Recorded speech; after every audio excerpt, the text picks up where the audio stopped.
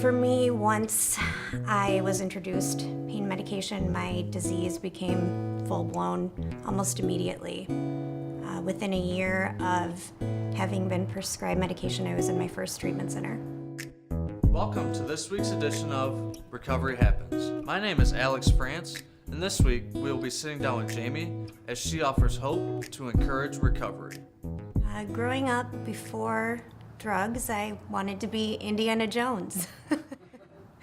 I wanted to be an archaeologist my whole life, and I was on a path to do that. I went to college, and I was always kind of a nerd. I was really interested in science, and I participated in sports and cheerleading and things like that, but I really had this desire to participate in anthropology and archaeology, and that was kind of my mission. I wasn't anticipating that I would ever have any problem with drugs in my later life. I didn't have any introduction with drugs until I was 27. I had injured my knee, and I was prescribed opiate pain medication, and that was really my first experience. For me, once I was introduced pain medication, my disease became full-blown almost immediately. Within a year of having been prescribed medication, I was in my first treatment center. I kind of ran the full gamut of prescription medication. I had tried street drugs, but it was the majority of my medication was from a doctor. That, in fact, kept me sick because I justified my actions because it came from doctors.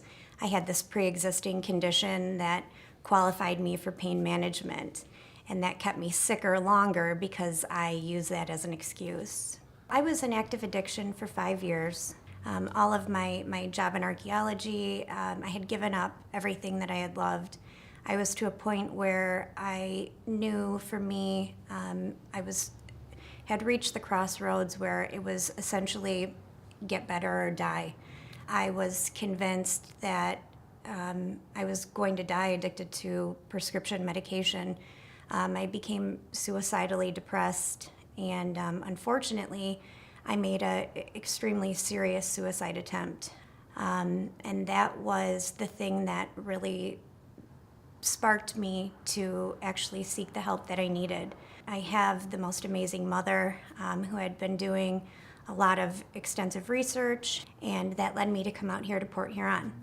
I had never been to this town. I moved into a women's recovery home. I took all of the suggestions.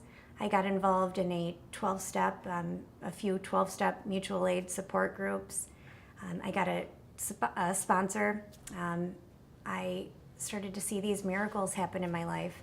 I got a job, and my life changed. It became a miracle. I started to lose the obsession to use drugs. I found freedom. I got married. So I got married this summer. It will be 2 years ago. So I spend time with my husband, which is amazing. We rescue animals, which is another amazing thing. I am a recovery coach in the emergency room. It's the greatest joy of my life. In fact, I get to help other addicts and alcoholics and people that are in need of help. Oftentimes on a day that's the worst day of their life, I get to, be of service to them. My life since recovery has happened has been joyful. I've found freedom and a deep meaning and sense of purpose. Out of the darkest time of my life has come the greatest blessing. It's so cool. Thank you for watching this week's edition of Recovery Happens. If you or someone you know is struggling with addiction, please contact us. If you would like to donate to the cause of recovery, please visit our website and click Donate. This week, we would like to thank our sponsor, JSM Landscaping.